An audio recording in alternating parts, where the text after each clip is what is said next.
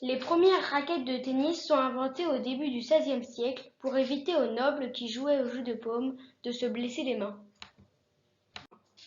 C'est également à cette époque que l'expression jeu de main, jeu de vilain apparaît. Le mot raquette vient du latin rascetta qui signifie paume de la main. Une raquette se compose de trois parties. 1. La tête de raquette, également appelée cadre ou tamis. Sur les premières raquettes, celui-ci était fait en tige de bois de frêne et le cordage avec 12 mètres de boyaux de mouton.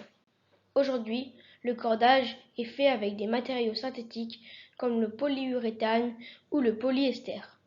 2. Le cœur de la raquette qui relie le manche à la tête. 3. Le manche qui est la partie avec laquelle on tient la raquette.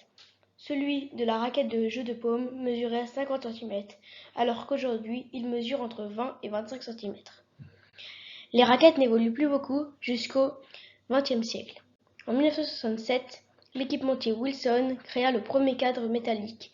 Cette raquette, appelée T2000, est en acier allégé, plus solide et plus légère que les précédentes. Elle est aussitôt adoptée par le joueur Jimmy Connors. Depuis les années 80, les raquettes sont composées d'un mélange de graphite et de fibres de verre, ou même plus récemment de titane. En 2015, Rafael Nadal utilise pour la première fois une raquette connectée. Des capteurs intégrés permettent de collecter des données, nombre de coups, puissance, effets, etc., afin d'analyser le jeu du sportif. C'est le tennis du futur.